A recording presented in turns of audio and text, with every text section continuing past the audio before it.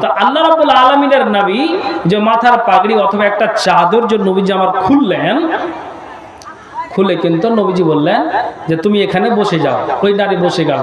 তখন নবীজিকে সাহাবীরা প্রশ্ন করলেন, নবীজি আমার এই নারীটাকে কেন এত আপনি সম্মান করছেন, কেন নারীটার এত আপনি ইজ্জত করছেন? সুন্দর করে মাথার পাগড়িটাকে অথবা একটা চাদর নিয়েছে, চাদরটাকে বিছিয়ে দিয়ে আপনি ওই নারীটাকে এইভাবে বসতে দিয়েছেন।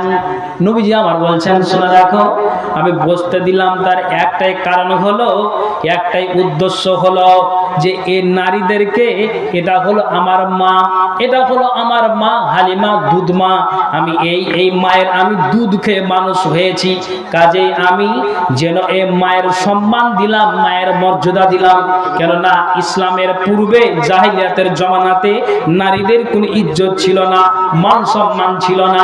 কাজেই আমি আল্লাহ পাকের রাসূল এটা আমি দেখলাম যে আমার দুধ মা এইভাবে এগিয়ে আসি, সুন্দর করে মাথার পাগড়িটাকে খুলে আমি আমার মায়ের সম্মান করলাম।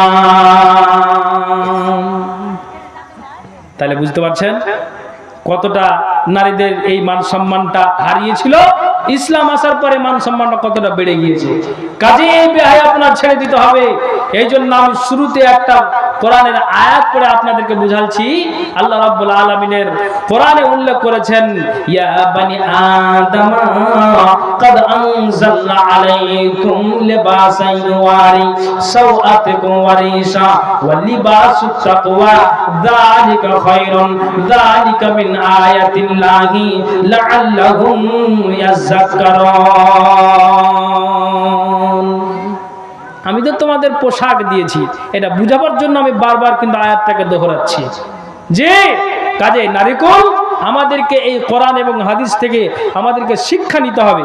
কেমন শিক্ষা আপনি জানেন যে আব্দুর রহমানের মেয়ে, এটা আবু বকরের পতিন, কার ভাতিজি?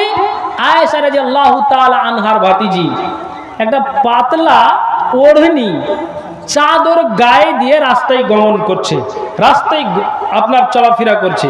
মা আয়েশার নজরে আসলো, যারে এটা তো আমার ভাতিজি, এটা আব্দুর রহমানের মেয়ে, আমার ভাইয়ের এটা মেয়ে। তখন কিন্তু আয়েশা খুব বাচ্চাকে যেভাবে আদর করে ডাকা হয় সেইভাবে কিন্তু তার ভাতিজিকে পার্শ্বে ডাকলেন। দেখেন মা বোন, এবার আপনাকে আমি বলি, যখন ওই নারীকে ডাক দেওয়া হয়েছে, ওই ডাক দেওয়ার পরে ওই মা আয়েশার ভাতিজির গায়ে যে পাতলা চাদর ছিল, ওই চাদরটা মা আয়েশা টেনে নিলেন। আর টেনে নেওয়ার পরে ওই চাদরটাকে 1 2 টুকরা 3 টুকরা 4 টুকরা করে দিলেন, ছিঁড়ে ফেলে দিলেন। আর ওই পাতলা চাদরকে আপনার কোন একটা জায়গাতে আপনার সরিয়ে দিলেন। কেন সরিয়ে দিলেন? এটা আমার ভাতিজি, মানুষদেরকে আমরাই বলি। আর আমার বাড়িতে যদি এই রকমের অবস্থা হয়, মানুষেরা বুঝতে পারবে, মানুষেরা জানতে পারবে যে নবীর বাড়িতে এরকমের অবস্থা। মা আয়েশা নজরে দেখেছে, তারপরে যেন কিছুই বলা হয়নি। মানুষদেরকে আমরাই বলি।